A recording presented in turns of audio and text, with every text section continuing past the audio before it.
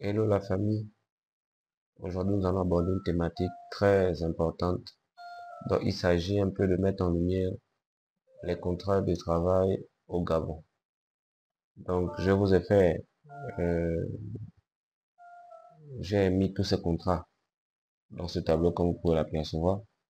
On va essayer de décortiquer ensemble un peu les différents types de contrats.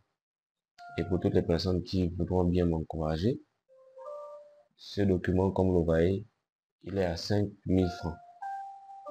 Donc pour vous en procurer, ce n'est pas difficile. Il suffit de me contacter sur le numéro habituel.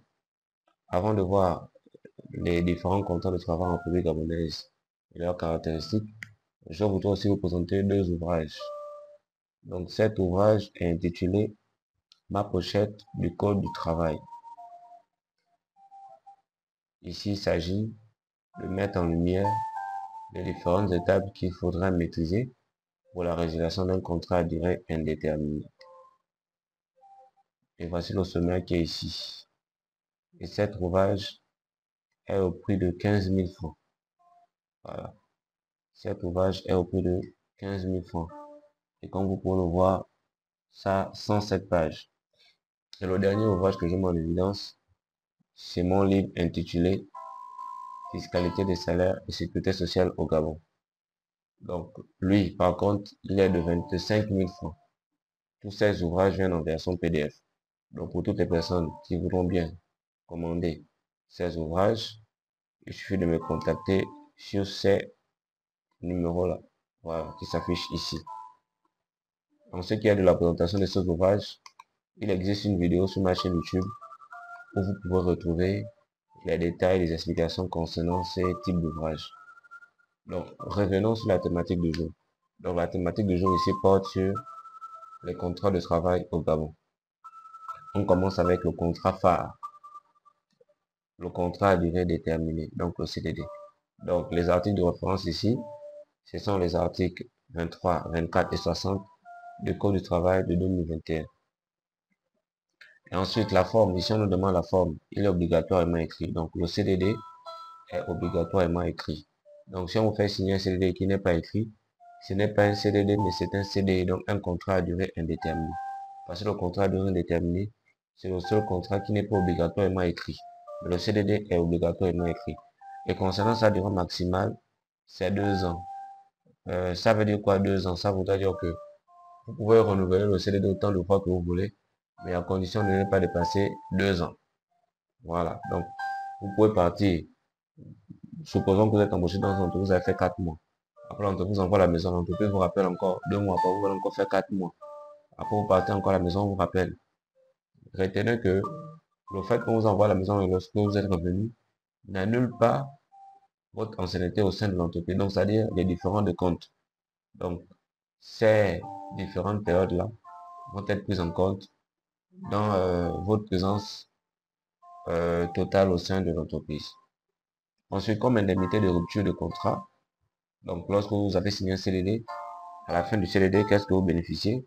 Donc, selon l'article 60 du Code du travail, vous ne bénéficiez que des congés payés et du 13e mois. Le 13e mois, là, il faut lire la convention collective parce que ce n'est pas tous les secteurs d'activité qui disposent d'une convention collective. Par exemple, la convention collective du secteur minier mentionne bien la prime du 13e mois et les conditions d'attribution du 13e mois.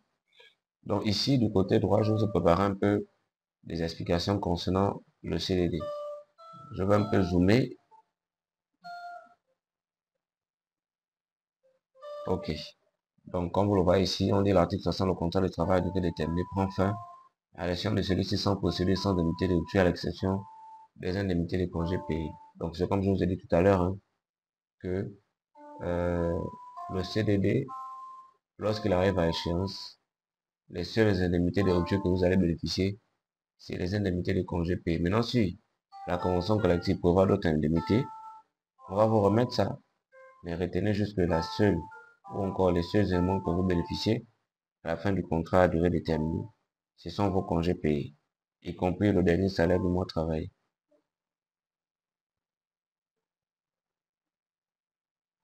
Voilà, ici, l'article 24 dit, en ce qui concerne le contrat à durée déterminée, qui est de type qui prévoit une date de fin précise dès sa signature, ce contrat doit être écrit et indiquer clairement la durée et l'objet du travail. Le CDD ne peut pas durer plus de 2 ans, même si les parties décident de le renouveler.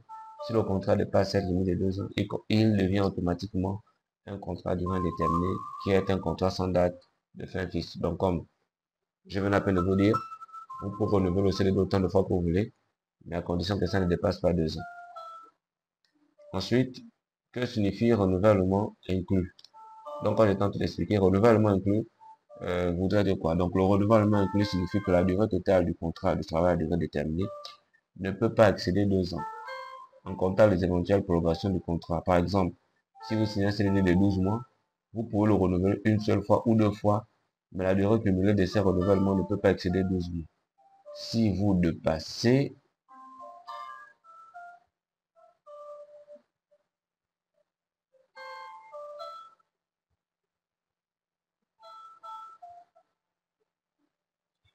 voilà, donc ici on vous dit si vous dépassez,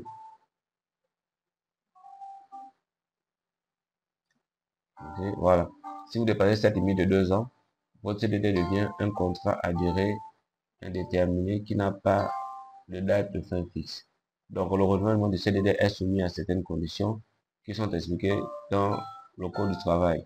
Il faut notamment que le renouvellement soit prouvé par un avenant écrit ou écrit au contrat initial et que le nombre de renouvellements ne dépasse pas le maximum fixé par la convention ou l'accord de branche ou à défaut par la loi. Le renouvellement du CDD par un avenant ne donne pas lieu à un nouveau contrat mais à la poursuite du contrat initial. Donc en fait l'avenant c'est quoi comme on explique ici? L'avenant en fait c'est juste une manière de prolonger. En fait c'est un document qu'on fait signer au salarié pour la prolongation du contrat initial. Donc l'avenant n'est pas un contrat. Donc l'avenant c'est juste un document qui vient mentionner la poursuite du contrat initial avec changement ou avec maintien des mêmes engagements. Un exemple, donc supposons que vous signez un CDD avec une entreprise pour une durée de 18 mois avec la possibilité de le renouveler pour 6 mois supplémentaires. Votre contrat doit être écrit et préciser la nature du travail que vous allez effectuer. Si votre employeur décide de renouveler votre contrat pour 6 mois, vous atteignez la limite maximale de 2 ans pour un CDD. Si votre employeur souhaite continuer à vous employer après ces 2 ans, il doit vous proposer un CDI qui est un contrat sans date de fin fixe. Sinon, votre contrat prend fin et vous n'êtes plus lié à l'entreprise. L'article 24 empêche donc les employeurs d'utiliser le CDD comme un moyen de précariser les travailleurs en les obligeant à leur offrir un CDI après 2 ans de collaboration. Il garantit en fait une meilleure sécurité de l'emploi, une protection des droits des travailleurs. Donc voilà un peu en ce qui est du CDD. On descend, on va au prochain contrat. Voilà, le prochain contrat, c'est le contrat de mission. Voilà, nous sommes sur le contrat de mission. Donc, pour le contrat de mission, vous pouvez lire les articles 33 à 39 du Code du travail de 2021, mais aussi la loi numéro 20/2007 du 15 janvier 2000. Non, c'est 2008. Ouais, il y a eu une erreur de frappe 15 janvier 2028. Nous savons tous qu'on n'est pas encore en 2028, nous sommes encore en 2024, donc c'est 2008. Voilà, c'est juste une erreur de frappe. Et ensuite, on vous dit obligatoirement écrit et doit comporter la signature de l'inspecteur du travail. Donc la différence qu'il y a entre le CDD et le contrat de mission, c'est que le CDD ne comporte pas la signature de l'inspection du travail, mais le contrat de mission, oui. Donc si l'inspecteur du travail n'a pas posé sa signature sur le contrat de mission, ce contrat de mission devient nul. Et si vous allez vous plaindre à la fin du contrat de mission pour dire non, on m'a pas donné tel limité, malheureusement, ce contrat de mission ne sera pas considéré comme étant un contrat de mission, mais peut-être comme un CDD parce que pour que le contrat de mission soit valable, il faudrait que ce contrat de mission comporte la signature de l'inspecteur du travail. Donc, le contrat de mission est comme le CDD, ça a une durée de 2 ans maximale. Donc, pas plus. Donc, autant de revenus que vous voulez, mais à condition de ne pas dépasser 2 ans. Et à la fin du contrat de mission, quelles sont les indemnités de rupture que l'on vous remet? Donc, vous avez les congés payés, ensuite indemnité de précarité, et le 13e mois. Si dans la convention collective, on peut voir le 13e mois, voilà. La différence qu'il y a entre le CDD et le contrat de mission, c'est que le CDD, c'est uniquement les congés payés et voir le 3e mois. Alors que le contrat de mission, on a les congés payés, on a l'indemnité de précarité et voir aussi le 13e mois. Donc à l'article 33, c'est juste les explications. À l'article 33 du Code du travail, et attendez, je vais un peu zoomer pour vous permettre de bien lire. Voilà, à l'article 33 du Code du travail, on dit ce contrat, ce sont des explications. Donc ce contrat est destiné à une tâche temporaire spécifique et non un emploi permanent. Il doit être écrit. Donc c'est juste pour dire que le contrat de mission doit être obligatoirement écrit, approuvé par l'inspecteur du travail et ne peut pas durer plus de 2 ans. Voilà, renouvellement inclus. Vous voyez, c'est ce que je viens un peu de dire. Cela empêche l'entreprise d'utiliser les intérimaires pour des rôles permanents. Donc, ce qu'il faut retenir, c'est que le contrat de mission, c'est pour des postes qui ne sont pas permanents. Lorsqu'un poste devient permanent, ça voudrait dire ici que le contrat de mission ne doit pas, ou encore ne doit plus avoir lieu. C'est comme un ami qui avait posé la question que toi tu bois par occasion ou bien tu bois régulièrement. Il a dit boire par occasion, mais les occasions sont régulières. Donc par conséquent, il boit régulièrement. Ça veut aussi dire que le contrat de mission, c'est un contrat qu'on signe pour des emplois temporaires, mais lorsque à chaque fois on vous rappelle, à chaque fois on vous rappelle, ou après les 2 ans encore vous rappelez, ça voudra dire ici que vous n'êtes plus en contrat de mission parce que l'emploi ne devient plus temporaire, mais l'emploi devient maintenant permanent. Donc ce sont des choses qu'il faut vraiment maîtriser. Ensuite, on continue avec les explications du contrat de mission. À l'article 34, on dit que le contrat de mission doit inclure des informations précises telles que les détails de l'agence intérimaire. Bon, ça on saute. Voilà. Donc à l'article 37 ici, on dit juste que si le travailleur continue de travailler après la fin de sa mission, sans un nouveau contrat, son contrat terminé se transforme en contrat à durée indéterminée, donc CDI, avec l'entreprise utilisatrice. Donc, avec une ancienneté comptable à partir du premier jour de mission. Qu'est-ce qu'il faut comprendre par l'article 37? Ici, l'article 37 vous dit que si, après les 2 ans, ou après la durée qu'on vous êtes fixé, et qu'on vous a pas fait un nouveau contrat, ou après les 2 ans, vous continuez à travailler, vous basculez directement en CDI.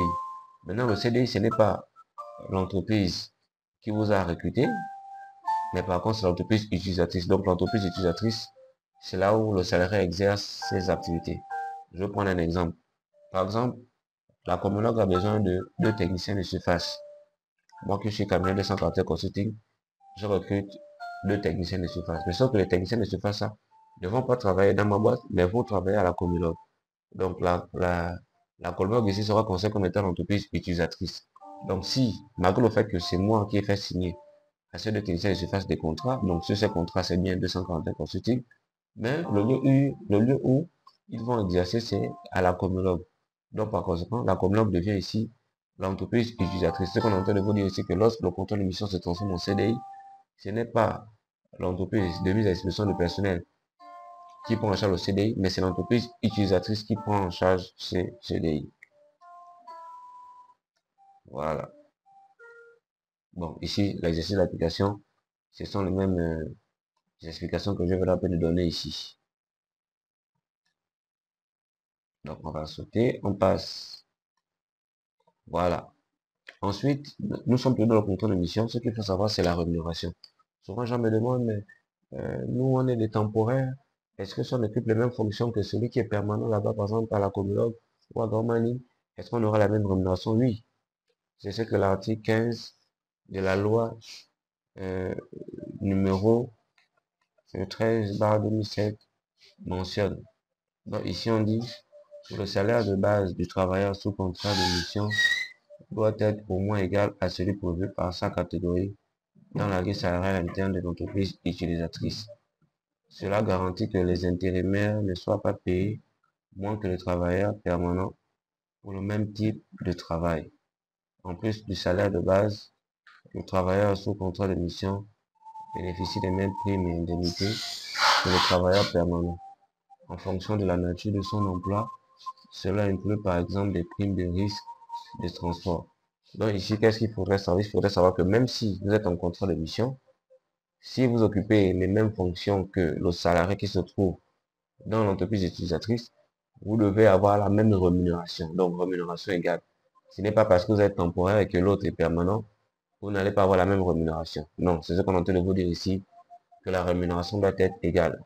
J'espère que vous avez compris ces explications-là. Ensuite, on a la co-responsabilité dans le contrat de mission. En fait, la co-responsabilité ici, qu'est-ce qu'il faudrait savoir en fait, c'est que, je vous explique ça en petit français. Dans le contrat de mission, on a trois personnes. On a le salarié, on a l'entreprise de mise à disposition du personnel et on a l'entreprise utilisatrice. Donc, lorsque l'entreprise utilisatrice va régler les différents frais à l'entreprise de mise à disposition du personnel, cette même entreprise de mise à disposition du personnel doit aller régler les impôts sur les salaires, les cotisations sociales et le salaire des employés. Maintenant, si la CNSS effectue un contrôle et qu'elle constate que l'entreprise de mise à disposition n'a pas réglé les cotisations CNSS à temps,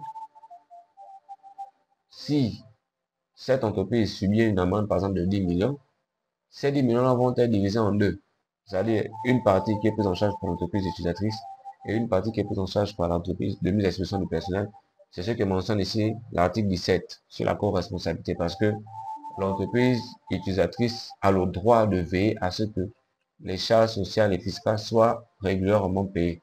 Si cela n'est pas fait, en cas de contrôle ou en cas de redressement, ce sont les deux qui subissent. Voilà, c'est ce qu'on appelle la co-responsabilité. Voilà. Et après, pour finir, la réalisation du contrat de mission. Donc, lorsque le contrat de mission prend fin, c'est comme je tente de l'expliquer tout à l'heure. Vous voyez ici, on dit à l'article 27 que une indemnité de précarité d'emploi est versée à la fin du contrat de mission ou encore de licenciement pour un motif autre que la faute lourde. Cette indemnité n'est pas due sur le travailleur lui-même le contrat. Voilà. Donc ici, on est en train de vous faire comprendre que pour bénéficier de l'indemnité de précarité, il ne faudrait pas que le salarié lui-même décide de partir. Donc, si le salarié décide de partir lui-même, il ne veut plus continuer, ça décide s'il démissionne, il n'aura pas droit à la prime, à l'indemnité de précarité. Donc, pour bénéficier de l'indemnité de précarité, il faudrait que le contrat aille à son terme. Et à l'article 28 ici, on vous dit l'indemnité de précarité est égale à 20% de la rémunération totale pendant la mission. Pour les missions d'un an ou plus, cette indemnité correspond à 20% des salaires des 12 derniers mois. Le contrat prévoit des pourcentages plus élevés. Donc, ça voudrait dire quoi? Ça voudrait dire que si vous avez été en contrat de mission, par exemple de 6 mois, on va additionner les bruts des 6 mois, on va appliquer 20% pour l'indemnité de précarité. Maintenant, si vous avez fait plus de 12 mois, par exemple, vous avez fait 15 mois, l'indemnité de précarité ne va pas être calculée sur les 15 mois, mais sur les 12 derniers mois. Donc, on va prendre les 12 derniers mois et on va appliquer, on va d'abord faire la somme des bruts des 12 derniers mois. Et après, nous allons appliquer le pourcentage de 20%. Voilà. Donc, c'était le contrat de mission. On va aller sur le prochain contrat.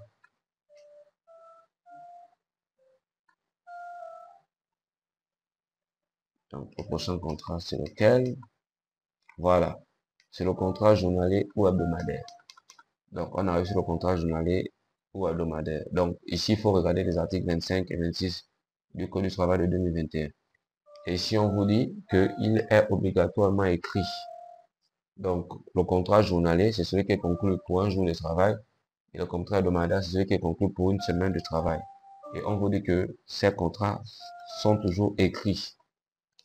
Et la durée de ces contrats-là, donc journalier et hebdomadaire, c'est un mois maximum. Et on vous dit ici à l'exception des travailleurs journaliers ou hebdomadaires exerçant dans le secteur portuaire et maritime.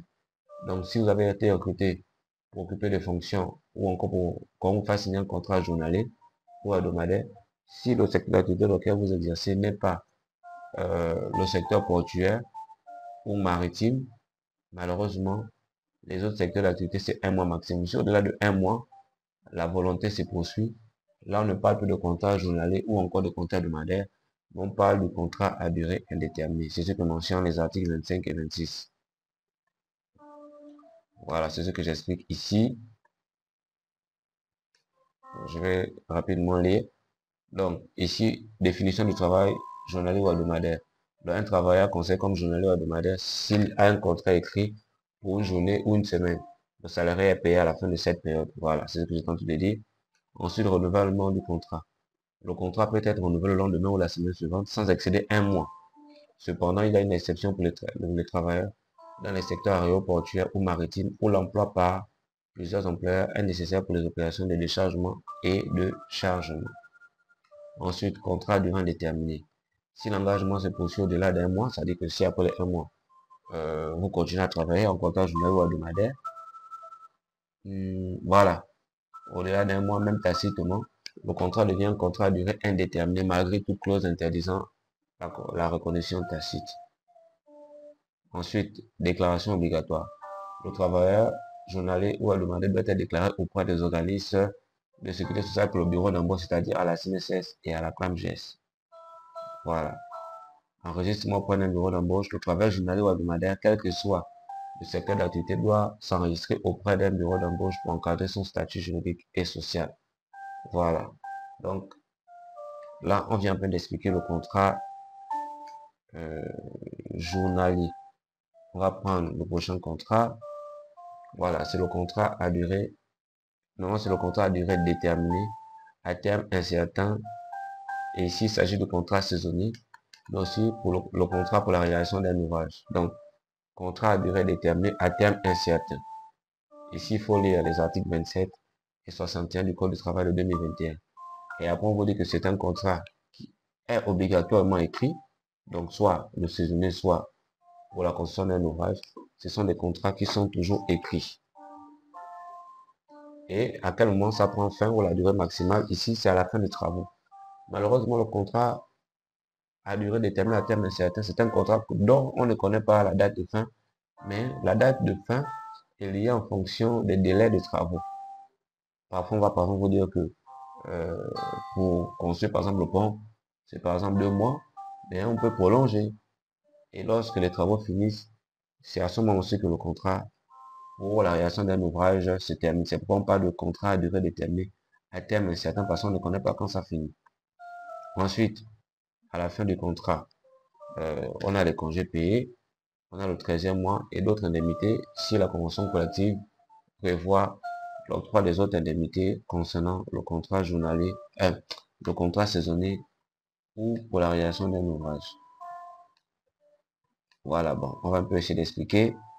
Si c'est l'article 27, on dit contrat de travail à durée déterminée à terme incertain. C'est un contrat dont le terme n'est pas connu d'avance par les parties, mais qui dépend des délais d'exécution de l'ouvrage, de la tâche ou de la mission. Il doit être obligatoirement écrit. Ensuite, contrat de travail pour l'exécution d'un ouvrage ou d'une tâche déterminée.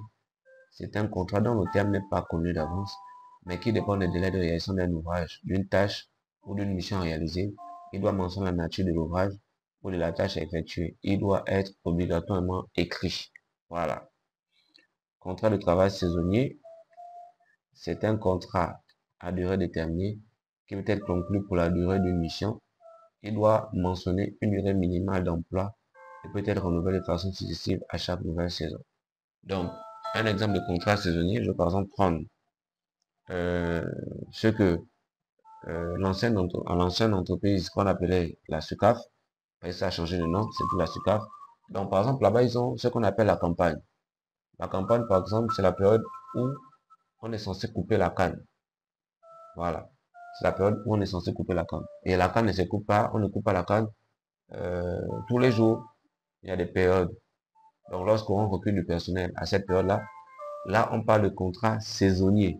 Parce que c'est en fonction d'une période. Voilà, calcul d'ancienneté du travailleur. Ici, on dit que pour le calcul d'ancienneté du travailleur, il est tenu compte de la durée des contrats de travail à caractère saison successifs cumulés au sein d'une même entreprise. Donc, l'ancienneté d'un salarié, c'est en fonction de toutes les fois que vous avez été dans l'entreprise. Donc, on va faire la somme de toutes les durées là pour faire le point de votre ancienneté. Et on vient sur le prochain contrat ici. On a l'engagement à l'essai. Voilà, engagement à l'essai. Donc, qu'est-ce qu'il faut comprendre sur l'engagement à l'essai? Déjà ici, on vous dit que les articles de référence, c'est 45 à 50 et 58 à 59 du Code du travail de 2021. Et on vous dit que c'est obligatoirement écrit, pas verbal, obligatoirement écrit. Donc, tous les contrats où on mentionne que c'est obligatoirement écrit, si ce n'est pas écrit et que c'est verbal, ce n'est plus ce type de contrat, mais ça devient maintenant des CDI. Parce que seuls les CDI ne sont pas écrits. Ensuite, la durée, on vous dit que pour les cadres, c'est 6 mois. et l'engagement à l'essai ne se renouvelle pas au-delà de cette période-là. Donc, pour les cadres, si vous mettez les cadres en essai, il ne faudrait pas que l'essai dépasse 6 mois. Ensuite, 3 mois, c'est pour les techniciens et agents de maîtrise, et 1 mois pour les autres employés. Voilà. Et à la fin de l'engagement à l'essai, vous avez bel et bien vos congés payés le 13e mois, si la convention collective prévoit le 13e mois. Donc, ici, on va expliquer un peu l'engagement à l'essai pour que vous compreniez. On dit rupture de l'engagement à l'essai. Donc, le principe fondamental en matière d'essai est que le contrôle d'engagement à l'essai peut être résilié à tout moment, à l'initiative de l'une ou l'autre des parties sans préavis, sauf convention contraire, article 45 du Code du travail. De même, aucune indemnité n'est généralement due par l'auteur de la rupture. Donc, ici, c'est juste pour vous dire que cet engagement à l'essai peut être rompu à tout moment. Vous aurez droit à vos congés payés, mais vous n'aurez pas droit au préavis et à l'indemnité de service rendu, parce que quand on a un essai, on ne bénéficie pas, on appelle ça comment, ces différentes indemnités là. Ensuite, ici on dit la jurisprudence considère que la rupture au-delà de la période d'engagement à l'essai est constitutive d'un licenciement abusif. En ce sens, la Cour d'appel Libreville 26 octobre 1993, Tribunal du travail Libreville 8 janvier 1998. Voilà. Dès lors, la résiliation est subordonnée au respect de la procédure de licenciement et doit reposer sur une cause réelle et sérieuse. En cas de résiliation du contrat pendant ou à la fin de la période d'essai par l'une ou les deux parties, les voyages retour du travailleur recruté hors lieu du travail est supposé par l'employeur, donc article 46 du Code du travail. Donc ici, on fait dans l'essentiel la résiliation. C'est juste pour vous dire que l'engagement d'essai n'a pas de préavis à respecter. Si la rupture s'est faite avant la cessation, maintenant si le salarié a continué à travailler après l'essai, il y a 2 mois pour venir dire que ok, bon, on ne veut plus de toi, et que vous n'avez pas fait signer un contrat écrit, c'est un CDI, et là maintenant vous devez respecter les procédures lorsqu'on a un contrat à durée indéterminée. Égalité de traitement. Donc tout comme le contrat de mission, tout à l'heure je disais que le contrat de mission, lorsque vous occupez une fonction, même si vous êtes un emploi, vous avez un emploi temporaire, et que vous allez travailler dans une entreprise utilisatrice, vous devez avoir la même rémunération que ceux qui occupent des emplois permanents. Et ici aussi, on vous dit que même si vous êtes en essai, vous devez bénéficier de votre salaire en intégralité. Donc, si dans la grille salariale de l'entreprise, c'est dit que l'emploi, c'est par exemple 1 million, même si vous êtes en essai, on doit vous donner vos 1 million, on ne doit pas diviser la part en deux, comme j'ai vu dans certaines entreprises où on divisait la part en deux parce que vous étiez en essai. Voilà, c'est pas ce que l'article 47 du Code du travail mentionne. L'article 47 du Code du travail mentionne que même lorsque vous êtes en essai, on doit vous laisser dans votre catégorie et on doit vous donner votre rémunération. Voilà, c'est ce que je tente d'expliquer. Ok, on finit avec le dernier. C'est le contrat à durée indéterminée. Comme je disais, vous pouvez vous procurer de cet ouvrage au prix de 5 000 francs. Ensuite, on a le contrat à durée indéterminée, CDI. Donc, il faut regarder les articles 28, 62 à 94 du Code du travail 2021. Et ici, la forme, on dit écrit ou verbal. En fait, c'est pour dire que le CDI peut être écrit comme il peut être verbal. Donc, ce n'est pas une obligation d'être obligatoirement écrit. Voilà, vous pouvez faire un CDI à un salarié, même sur le plan verbal.